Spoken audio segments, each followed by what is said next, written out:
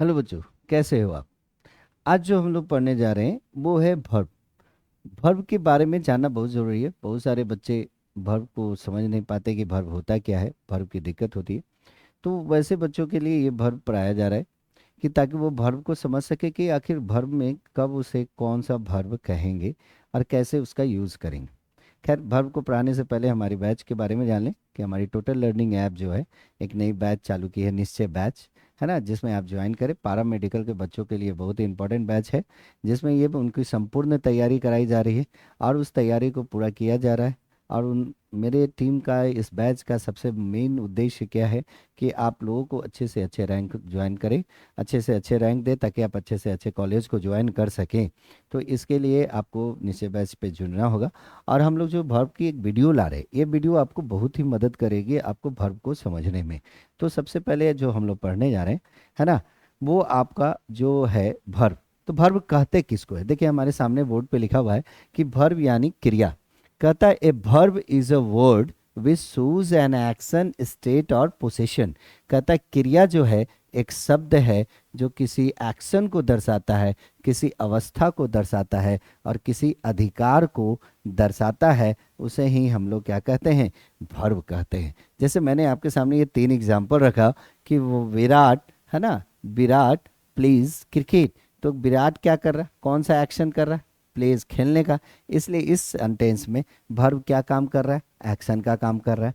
उसी तरह से दूसरा जो सेंटेंस है, Ram is a teacher, Ram is a teacher. तो इस वाक्य में क्या बता रहा है, उसकी अवस्था कि राम क्या है, ये इज आकर क्या बता रहा है, उसकी स्टेटस को दर्शा रहा है, स्टेट को दर्शा रहा है। इसलिए यहाँ पे इसको, इसमें इज क्या कहला गया, आपका वर्ब कहला गया।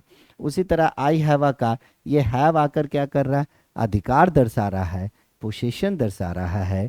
इसलिए इस हैव में यहाँ पे ये क्रिया आकर क्या कर रही है, पोजीशन का काम कर रही है। इसलिए ये परिभाषा जो दी गई कि a verb is a word which shows an action, state और पोजीशन। अंडरस्टूड बच्चों, है ना। उसके बाद जो नेक्स्ट आपको देखते हैं, नेक्स्ट जो आपका जो आ रहा है, अब सबसे इम्पॉर्टेंट बात होती है कि वर्ब जो होता है उसके एक्शन, जो कहते हैं हम लोग एक्शन, उसके कितने प्रकार होते हैं। तो वो जो हमारे सामने है ना, कि वर्ब कितने प्रकार के होते हैं वो हम लोग पढ़ेंगे। तो जैसा कि हम लोग देखते हैं कि काइंड्स ऑफ वर्ब, वर्ब कितने प्रकार के होते हैं। तो वर्ब तीन प्रकार के होते हैं, थ्री टाइप्स ऑफ वर्ब्स होते हैं। पहला को हम लोग एक्शन वर्ब्स या डायनेमिक वर्ब्स कहते हैं। दूसरे को हम लोग मेन वर्ब्स या लैक्सिकल वर्ब्स कहते हैं। और तीसरे को हम लोग क्या बोलते हैं, हेल्पिंग वर्ब्स बोलते हैं। यानी वर्ब कितने प्रकार के हुए, तीन प्रकार के हुए हैं, action verbs, dynamic verbs, main verbs या लैक्सिकल वर्ब्स और हेल्पिंग वर्ब। अब हम लोग ये जानेंगे कि कब कोई वर्ब एक्शन वर्ब में हो जाता है, कब कोई वर्ब मेन वर्ब्स में हो जाता है और कब कोई वर्ब को हम हेल्पिंग वर्ब का, यानी किस अवस्था पे यूज होगा। जैसे आप ही लोग को समझिए कि जैसे आप जहाँ पे जाते हो, अलग अलग जगह पे जाते हो, तो आपका रिश्ता अलग अलग बदलता जाता है। रहते तो आप एक ही हो, लेकिन आपने, रहते तो आप एक ही हो। तो जैसा कि हम लोग जानते हैं तीन वर्ब्स होते हैं, ठीक है। तो अब जो हम लोग देखने जा रहे हैं वो है कि सबसे पहले जो हम लोग देखेंगे कि एक्शन वर्ब्स किसको कहते हैं। कहता है क्या, the verb which shows physical activity, the verb, है ना, विच शोज फिजिकल एक्टिविटी, है ना, उसी को हम लोग क्या कहते हैं, एक्शन। मतलब हम लोग जो फिजिकल शारीरिक रूप से एक्टिविटी जो भी करते हैं उसे हम लोग क्या कहते हैं, एक्शन वर्ब्स कहते हैं। जो भी हम लोग एक्टिविटी फिजिकल रूप से करते हैं इसे हम लोग क्या बोलेंगे, एक्शन वर्ब बोलेंगे। जैसे देखो, मैं क्रिकेट खेलता हूँ, तो यहाँ मैंने एक्शन फिजिकल एफर्ट क्या किया, प्ले किया खेलने का। उसी तरह से हमने यहाँ क्या एफर्ट किया फिजिकल एक्टिविटी में, खाने का एफर्ट किया। तो उसे हम लोग क्या बोलेंगे, आपको एक्शन वर्ब्स कहेंगे। क्लियर है, यहाँ तक तो समझ में आ गई।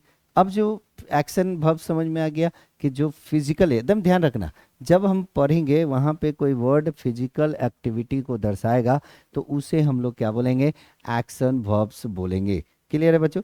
उसी तरह से जो हम लोग नेक्स्ट जो देखने जा रहे हैं, ठीक है, तो जो सेकंड देखेंगे वो जो हमारा होगा, जो सेकंड जो वर्ब आपके सामने आएगा वो होगा क्या, है ना। जो सेकंड है आपका, जो हम लोग पढ़ेंगे हेल्पिंग वर्ब। हेल्पिंग वर्ब कहता किसको है? कहता है द वर्ब विच हेल्प्स। देखो यहाँ पे एकदम साफ बात आ रही है कि मदद करता है। वैसा वर्ब जो क्या करता है, मदद करता है। वैसा वर्ब क्या करेगा, जो मदद करेगा। कहता क्या है कि देखो यहाँ पे साफ पता चल रहा है कि the verb which helps the main verb, यानी जो मुख्य क्रिया को मदद करे, है ना, किस रूप में, टेंस के रूप में, वॉइस में, मूड में, उसे ही हम लोग हेल्पिंग वर्ब या एक्सुलरी वर्ब कहते हैं। जैसे यहाँ पे देखो, अगर ये कहता है कि मुख्य वर्ब, यानी यहाँ इज जो मदद कर रहा है, यहाँ बीटेन किसको मदद कर रहा है, ये मदद कर रहा है। अब्सेंट को कौन मदद कर रहा है? समझ में आ रही बात ना।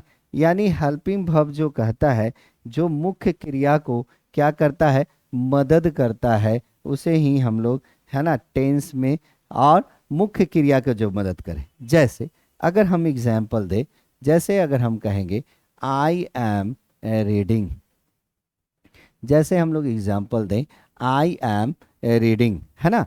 तो एग्जाम्पल में जैसा कि हम लोग दे रहे थे आई एम रीडिंग या he has been beaten, he has been beaten. तो इस तरह के सेंटेंस को आप देख रहे होगे, है ना। या सी विल गो। तो यहाँ पे जो ये आप सेंटेंस देख रहे हो, तो इसमें आपकी मुख्य क्रिया जो होगी वो क्या होगी, रीडिंग हो रही है, बिटेन हो रहा है, गो हो रहा है। तो ये तीनों किसकी मदद कर रही है ना, ये तीनों किसकी मदद कर रही है, मुख्य क्रिया की मदद कर रही है और उसके समय को दर्शा रही है। इसलिए इस शब्द को हम लोग, इस वर्ब को यानी एम को, हैज को, विल को यहाँ पे हम लोग क्या बोलेंगे, हेल्पिंग वर्ब कहेंगे। क्लियर है बच्चों? यहाँ तक तो समझ में आया, कोई दिक्कत? ठीक है। अब जो नेक्स्ट है, जो आपके सामने थर्ड है ना, जो थर्ड वर्ब आपका आया वो है आपका मेन वर्ब। मेन वर्ब किसको कहते हैं? सबसे बड़ा बात, मेन वर्ब कहते किसको है ना। मेन वर्ब कहा किसको जाता है? जैसा कि अभी हम लोगों ने देखा कि हेल्पिंग वर्ब किसको कहते हैं, डायनेमिक वर्ब किसको कहते हैं, उसी तरह आपके सामने आता है कि मेन वर्ब किसको कहते हैं, है ना। कहता है कि द वर्ब, ये भी देखो मेन वर्ब में वर्ब लिखेंगे, क्या कहेंगे, वर्ब, है ना, which is of main importance, which is of main importance in a sentence.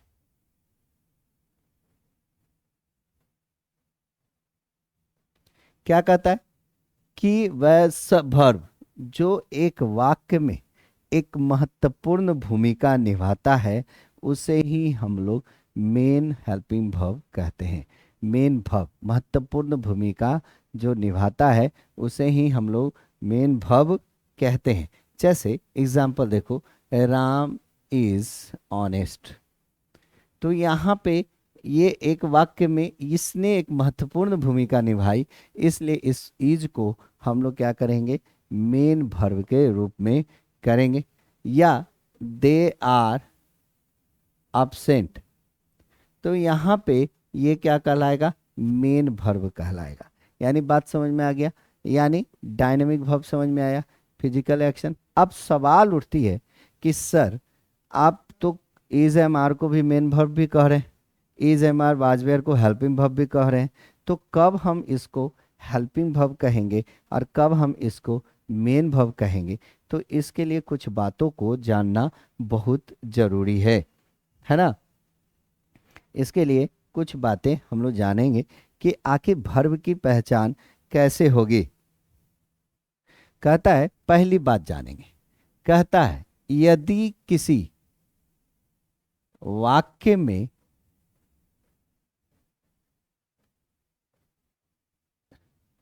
दो वा क्रिया हो, दो क्रियाएं हों,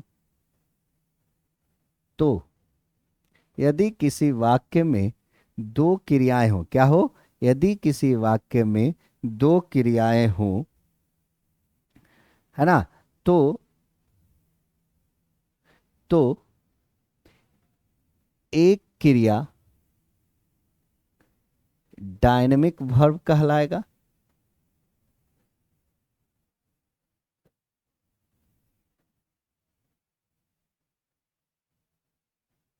तो एक क्रिया क्या कहलाएगा, डायनेमिक वर्ब कहलाएगा। और बाकी और बाकी क्रिया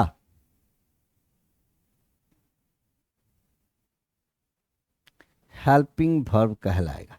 बाकी क्रिया क्या कहलाएगा, हेल्पिंग वर्ब कहलाएगा। जैसे अभी अभी आपने बात किया ना कि सर कब, अभी अभी हम लोगों ने चर्चा की कि कब हम किसी वर्ब को हेल्पिंग वर्ब कहेंगे और कब हम उसको, है ना, डायनेमिक वर्ब कहेंगे।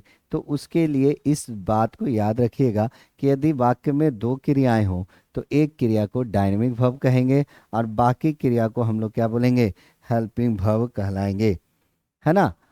दूसरी बात, जैसे इसको समझ लो, जैसे अगर कहेगा कि सी इज कुकिंग, तो इसमें जो ये है ये डायनेमिक वर्ब हो गया और ये जो है वो हेल्पिंग वर्ब हो गया। उसी तरह देखो, ही हैज़ गोन, तो इस गोन को हम लोग डायनेमिक वर्ब कहेंगे और हैज को हम लोग हेल्पिंग वर्ब कहेंगे, यानी दो क्रिया है ना, तो किसको हम डायनेमिक वर्ब कहेंगे और किसको हेल्पिंग वर्ब कहेंगे। ठीक है, बात समझ में आ रहा है। और देखो नेक्स्ट बात क्या कर रहा है, नेक्स्ट बात क्या कर रहा है, कह रहा है कि यदि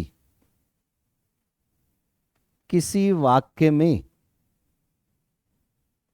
यदि किसी वाक्य में एक वर्ब हो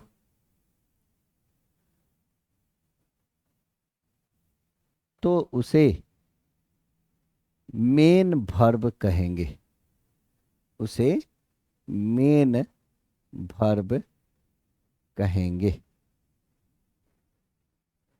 उसे क्या कहेंगे हम लोग, मेन वर्ब। मेन वर्ब की मैंने परिभाषा पढ़ाया था कि जो किसी वाक्य में एक महत्वपूर्ण भूमिका निभाता हो उसे ही हम लोग क्या कहेंगे, मेन वर्ब कहेंगे। जैसे कि मैंने एग्जांपल दिया था, सी इज इल, तो इसमें एक ही वर्ब है तो इसे हेल्पिंग वर्ब नहीं कहेंगे, यहाँ पर इसे मेन वर्ब का दर्जा देंगे क्योंकि ये मूल रूप में क्रिया के रूप में यही प्रयोग कर रहा है, इसलिए इसे मेन वर्ब कहेंगे। या आई एम अ टीचर कहेंगे तो भी यहाँ पे एम को हम लोग क्या कह देंगे, मेन वर्ब के रूप में इसको रखेंगे। क्लियर है, तो वर्ब की ये दो बातें, बात समझ में आ गई।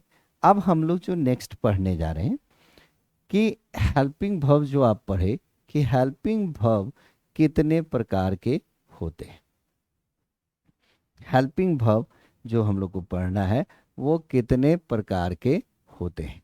जो हेल्पिंग वर्ब हमारे सामने होते हैं वो कितने प्रकार के होते हैं इसे जानना जरूरी है। तो हेल्पिंग वर्ब जो होता है वो दो प्रकार का होता है, एक होता है आपका प्राइमरी हेल्पिंग वर्ब और एक होता है आपका modal helping verb. Primary helping verb और मोडाल हेल्पिंग वर्ब होता है। ठीक है, बात समझ में आ रही है। तो प्राइमरी हेल्पिंग वर्ब भी तीन प्रकार के होते हैं। प्राइमरी हेल्पिंग वर्ब कितने प्रकार के होते हैं, प्राइमरी हेल्पिंग वर्ब जो होते हैं वो आपके तीन प्रकार के होते हैं। एक होता है टू बी, टू हैव और टू डू। ये जानना बहुत जरूरी है, कहीं कहीं पे आप देखते होंगे लिखा रहता है, एक एग्जाम्पल आता है कि ही डैश अ टीचर, और कहता है ऐसे करके बी करके लिखता है कि यहाँ पे बी का फॉर्म भरी, तो हम लोग देखते हैं इज दे देता है, कैन दे देता है ना, शुड दे देता है, मस्ट दे देता है। अब देखो कहता है कि अब बी जैसे ही दिया तो बी का फॉर्म वाला भरेंगे, बी जैसे दिया तो क्या करेंगे हम लोग, बी के फॉर्म को भरेंगे। बात समझ में आ रही है, जैसे ही आपके सामने अगर बी दिया तो हम वहाँ क्या करेंगे, बी का ही फॉर्म को भरेंगे। तो हमारा बी जो है यहाँ क्या आंसर आ जाएगा, इज आ जाएगा।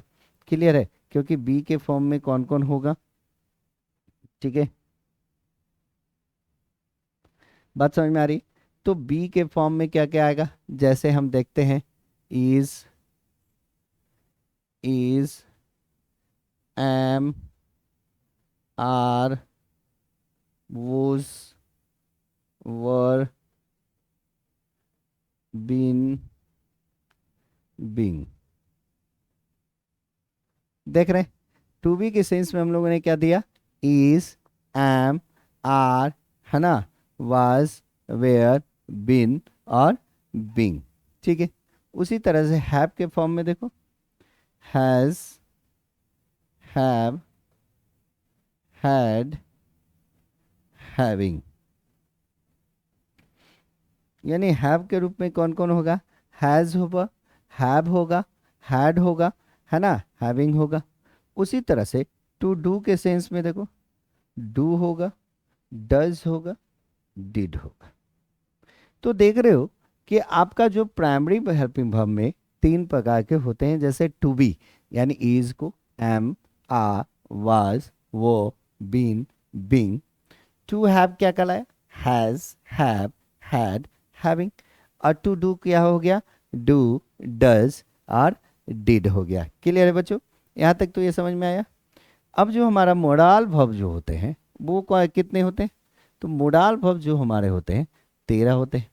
जैसे कैन हो गया, कुड हो गया, मे हो गया, माइट हो गया, है ना। फिर उसके बाद हमारा क्या हो गया, शुड हो गया, है ना, आउट टू हो गया, ठीक है, बात समझ में आ रही है। उसी तरह मस्ट हो गया, ठीक है, वुड हो गया, यूज्ड टू हो गया, है ना, ठीक है, डेयर आ गया, नीड आ गया, और एक जो है यहाँ पे शैल और विल आ गया, ठीक है।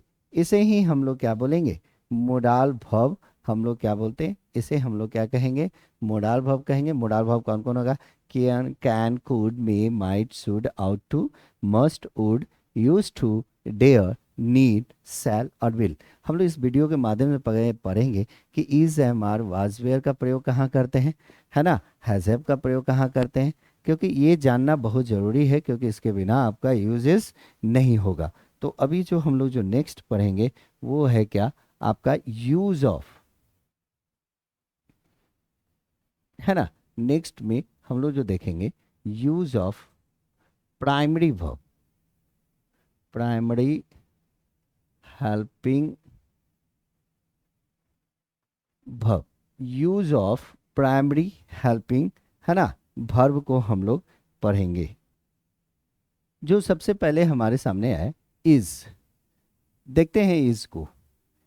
इज का प्रयोग हम लोग जानते हैं कि इज का प्रयोग जो हम लोग कैसे करते हैं, इज के प्रयोग जो हम लोग सबसे पहला प्रयोग, क्योंकि देखो हम लोग जो प्रयोग करते हैं जब भी हेल्पिंग वर्ब का प्रयोग होता है, primary helping verb is used according to subject. Subject, तो सब्जेक्ट बनने का अधिकार हमारा किसको है, नाउन को है ना, और प्रोनाउन को है। बात समझ में आ रहा है, यानी जो हम प्राइमरी हेल्पिंग वर्ब का हम लोग प्रयोग करते हैं, वो प्राइमरी हेल्पिंग वर्ब जो प्रयोग होता है वो हमेशा सब्जेक्ट के अनुसार प्रयोग होता है ना। और सब्जेक्ट कौन होता है, नाउन और प्रोनाउन होता है। तो इसीलिए हम लोग जो देखते हैं, है ना, वो क्या होगा, नाउन और प्रोनाउन का, ठीक है। तो जो हम लोग देखते हैं कि इज का प्रयोग हम लोग किसके साथ करते हैं, थर्ड पर्सन के रूप साथ, है ना, प्रेजेंट फॉर्म में। किस में करते हैं, प्रेजेंट फॉर्म में, यानी जब भी थर्ड पर्सन के साथ प्रेजेंट फॉर्म में हम लोग इज का प्रयोग करते हैं। तो हमारा थर्ड पर्सन कौन कौन है, थर्ड पर्सन में हमारा कौन जाएगा, ही जाएगा, सी जाएगा, इट जाएगा, है ना, ही सी इट। वन नेम जाएगा नहीं, उसके अलावा वन नाउन जाएगा, ठीक है। जैसे अगर हम बोलेंगे राम इज अ बॉय, तो ये थर्ड पर्सन का है, सिंगुलर नंबर। थर्ड पर्सन के सिंगुलर नंबर के साथ जाएगा। क्लियर है? या कहेंगे क्या, दिस इज प्रोनाउन के साथ भी रहेगा तो क्या हो जाएगा, singular pronoun, this is a chair. तो इज का प्रयोग थर्ड पर्सन के, है ना, इज का प्रयोग जो हम लोग करेंगे वो क्या करेंगे, थर्ड पर्सन के सिंगुलर नंबर के साथ प्रेजेंट फॉर्म को दर्शाने के लिए हम लोग इज का प्रयोग करेंगे। क्लियर है बेटा? उसी तरह से एम का प्रयोग देख लें। एम का भी प्रयोग जो होता है, ये तो खैर हम लोग जानते हैं कि ये फिक्स है आई के साथ और ये प्रेजेंट फॉर्म को दर्शाता है। एम का प्रयोग हम लोग जानते हैं, है ना, आई के साथ फिक्स रहता है, आई एम, है ना, प्रेजेंट फॉर्म में रहता है, इसलिए आई के साथ हम लोग एम का प्रयोग करते हैं। उसी तरह से तीसरा देखते हैं, थर्ड जो देख लेते हैं वो है आपका आर। ये क्या हो गया, आर जो है, आर का जो प्रयोग करते हैं, ये आर का प्रयोग हमेशा प्लूरल सब्जेक्ट के अनुसार करते हैं। तो प्लूरल सब्जेक्ट जो होगा, अगर हमारा प्लूरल सब्जेक्ट क्या हो सकता है, तो सब्जेक्ट में नाउन में रहेगा तो नाउन में क्या हो जाएगा, प्लूरल नाउन्स हो जाएंगे। ठीक है? और इसका प्रयोग हम लोग प्रेजेंट फॉर्म में करते हैं, यानी पास्ट में इसका प्रयोग नहीं करेंगे, इसका प्रयोग हम लोग कहाँ करेंगे, प्रेजेंट फॉर्म में। तो नाउन में तो प्लूरल नाउन्स, प्रोनाउन जब रहेगा, ठीक है, तो प्लूरल प्रोनाउन जैसे हमारा वी, यू, दे, इसके साथ हम क्या करेंगे, आर का किस रूप में, प्रेजेंट फॉर्म के रूप में इसका यूज करेंगे। जैसे एक एग्जांपल को अगर हम देख लें, है ना, जैसे एक एग्जांपल है, यू आर बॉयज,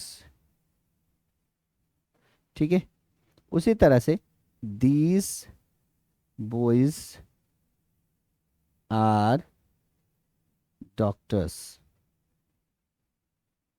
क्लियर है? तो ये समझ में आ गया, इज, एम, आर। क्लियर है बच्चों यहाँ तक? अब जो नेक्स्ट है आपका देख रहे हैं, जो आपका नेक्स्ट है ना, वो आगे आपका वर्स और वर, ये भी वही सेंस में है। नेक्स्ट जो आपका वोज जो होगा, ये भी आपका क्या कहलाएगा, सिंगुलर सब्जेक्ट के साथ होगा, लेकिन इसका यूज जो होगा सिंगुलर सब्जेक्ट के साथ तो होगा, लेकिन इसका यूज पास्ट फॉर्म में होगा। इसका यूज किस में होगा, पास्ट फॉर्म में। वुज का प्रयोग सिंगुलर सब्जेक्ट के साथ तो होगा, तो आई को एक सिंगुलर सब्जेक्ट मानते हैं। तो उसी तरह से ही, सी, इट, है ना, वन नाउन, ठीक है, वन नेम, इन सब के साथ हम लोग पास्ट फॉर्म में किसका प्रयोग करेंगे, वाज का प्रयोग करेंगे। किसका प्रयोग करेंगे, वाज का प्रयोग करेंगे, जिसको हम लोग प्रोनाउंसिएशन वूज कहते हैं। क्या कहते हैं, वूज कहते हैं। उसके बाद हम लोग देखते हैं वर। वर का प्रोनाउंसिएशन, वर यूज जो होता है, ये क्या है, हमेशा प्लूरल सब्जेक्ट के साथ इसका यूज करेंगे, है ना, प्लूरल सब्जेक्ट के साथ इसका क्या करेंगे, हम लोग यूज करेंगे। क्लियर है बच्चों?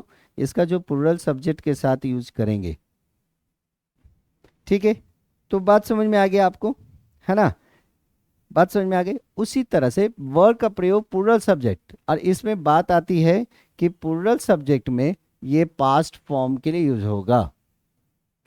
और प्लूरल सब्जेक्ट वही, जैसे अगर जब मान लें दे हो गया, वी हो गया, यू हो गया, मोर नाउन्स हो गया, मोर नेम्स हो गया, तो उसके साथ हम लोग क्या करेंगे, प्लूरल सब्जेक्ट का यूज करेंगे। क्लियर है बच्चों? यहाँ तक तो समझ में आ गया, कोई दिक्कत नहीं। नेक्स्ट जो हमारे सामने है वो है आपका हैव। हैव जो होता है, हैव भी जो होता है, इसका प्रयोग जो होता है ये प्लूरल सब्जेक्ट के लिए होता है, और साथ ही साथ ये आपके पोसेशन को भी दर्शाता है।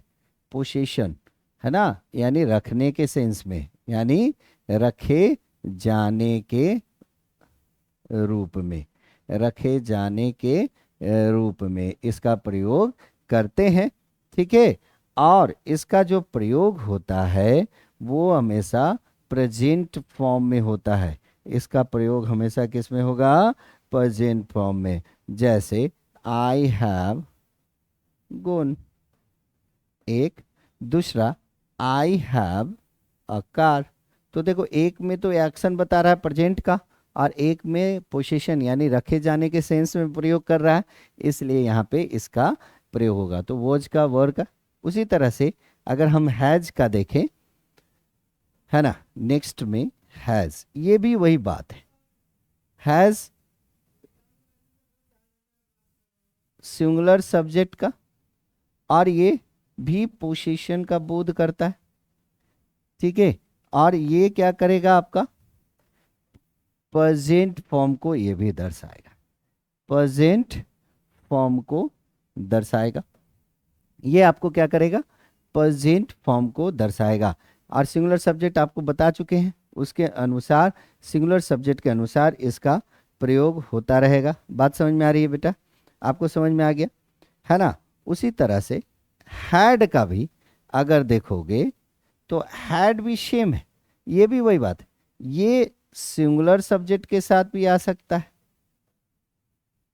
और ये प्लूरल सब्जेक्ट के साथ भी आएगा। चलो हैड को थोड़ा सा अलग दर्शाते हैं नेक्स्ट पेज में, है ना। हैड जो है ये सिंगुलर सब्जेक्ट के साथ भी आएगा, और ये हैड ऐसा ही है, प्लूरल सब्जेक्ट के साथ भी आएगा, और ये पोजीशन को भी दर्शाएगा। और लेकिन बात यह है कि जब ये पोजीशन, ये तीनों पास्ट फॉर्म में आएगा, पास्ट फॉर्म में आएगा। जैसे he had done, they had done, I had a car. तो देख रहे हो, यहां पे आप, ये सिंगुलर सब्जेक्ट के साथ भी आया, प्लूरल सब्जेक्ट के साथ भी आया, और ये पोजीशन को भी दर्शा रहा है, इसलिए ये आपका प्रेजेंट फॉर्म, ये पास्ट फॉर्म में सिंगुलर सब्जेक्ट के साथ भी आता है और प्लूरल सब्जेक्ट के साथ भी आएगा, ठीक है। उसके बाद नेक्स्ट देखते हैं हम लोग, डू डज। डू डज का प्रयोग जो होता है, डू डज और डिड, देखो इसका प्रयोग जब होता है सिंगुलर सब्जेक्ट के साथ, ए सिंगुलर नहीं, सॉरी, प्लूरल सब्जेक्ट के साथ, इसका प्रयोग जो होता है वो सिंगुलर सब्जेक्ट के साथ। लेकिन सबसे बड़ी बात यह है कि प्लूरल सब्जेक्ट के साथ तो होता है, लेकिन इसका प्रयोग प्रेजेंट फॉर्म में निगेटिव और इंट्रोगेटिव सेंटेंस के साथ होगा, निगेटिव और इंट्रोगेटिव सेंटेंस के साथ प्रेजेंट फॉर्म में। जैसे इसका प्रयोग जो होगा निगेटिव, याद रखना, जैसे आई, है ना, डू नॉट गो, या do we help me, do we call you. तो यहां पे देखोगे, यहां पे निगेटिव और इंट्रोगेटिव, इसका पॉजिटिव सेंटेंस में कभी भी प्रयोग नहीं होगा। क्लियर है बच्चों? यहां तक समझ में आ रही है ना। उसके बाद हम लोग डज को देखते हैं। जो डज है, डज क्या है आपका? एक सिंगुलर सब्जेक्ट है ना। लेकिन इसमें भी वही बात है, ये जो है प्रेजेंट फॉर्म में, यानी हमेशा याद रखना ये इनडिफिनिट में आएगा। उसी तरह ये सिंगुलर सब्जेक्ट, ये भी प्रेजेंट फॉर्म में, यानी प्रेजेंट इनडिफिनिट में ही इसका प्रयोग होगा, प्रेजेंट इनडिफिनिट टेंस में ही प्रयोग होगा, और इसका प्रयोग जो होगा वो निगेटिव और इंट्रोगेटिव में ही होगा। जैसे अगर ही डज नॉट गो और डज ही गो देयर, तो यहां पे ये जो सेंटेंस है, डज का प्रयोग समझ में आया, उसी तरह से नेक्स्ट जो हमारा है वो है आपका डिड। ये डिड जो है प्लूरल सब्जेक्ट के साथ भी और इसका सिंगुलर सब्जेक्ट के साथ भी होता है, लेकिन ये पास्ट इंडिफिनिट में होगा और इसका भी प्रयोग निगेटिव और इंट्रोगेटिव सेंटेंस में होगा। निगेटिव और इंट्रोगेटिव याद रखना, निगेटिव और इंट्रोगेटिव सेंटेंस पास्ट इंडेफिनिट में। डू का प्रयोग प्लूरल सब्जेक्ट में प्रेजेंट फॉर्म में निगेटिव और इंट्रोगेटिव सेंटेंस के साथ। डज का प्रयोग है ना सिंगुलर सब्जेक्ट में प्रेजेंट इंडेफिनिट टेंस के साथ, है ना। और इसमें भी वही बात, ये निगेटिव और इंट्रो यानी ये तीनों जो है ना, ये तीनों सिर्फ निगेटिव एंड इंट्रोगेटिव सेंटेंस में ही प्रयोग होगा। बस अंतर क्या है इसमें बच्चों कि डू का प्रयोग सिर्फ प्लूरल सब्जेक्ट के लिए करते हैं, डज का प्रयोग सिंगुलर सब्जेक्ट के लिए करते हैं, दोनों का प्रयोग प्रेजेंट इंडेफिनिट में करते हैं। और डिड का प्रयोग में कोई अंतर नहीं, ये प्लूरल में भी साथ भी करते हैं और सिंगुलर के भी साथ करते हैं, लेकिन सेम क्या है, सेम क्या है, तीनों तीनों में निगेटिव, तीनों में सेम यह है कि तीनों का प्रयोग निगेटिव और इंट्रोगेटिव सेंटेंस में करते हैं। लेकिन अंतर क्या है कि डू और डज का प्रयोग सिर्फ प्रेजेंट इंडेफिनिट में करते हैं। दूसरा अंतर, और डिड का प्रयोग पास्ट इंडेफिनिट। डू और डज में सेम एक ही है कि दोनों प्रेजेंट इंडेफिनिट में यूज होता है और निगेटिव और इंट्रोगेटिव में यूज होता है। लेकिन सबसे बड़ा बात है कि इसका प्रयोग, डू का प्रयोग प्लूरल सब्जेक्ट के साथ कहते हैं और डज का प्रयोग सिंगुलर सब्जेक्ट के साथ कहते हैं। तो ये तो हो गई हमारी हेल्पिंग वर्ब और इसकी। इसके बाद जो आपको अगली वीडियो जो आएगी तो उसमें वर्ब का एक पार्ट और पढ़ाएंगे, जिसमें हम बताएंगे कि फिनिट वर्ब क्या होता है, finite verb, infinite verb, non finite verb किसको कहते हैं, जीरंड किसको कहते हैं, पढ़े।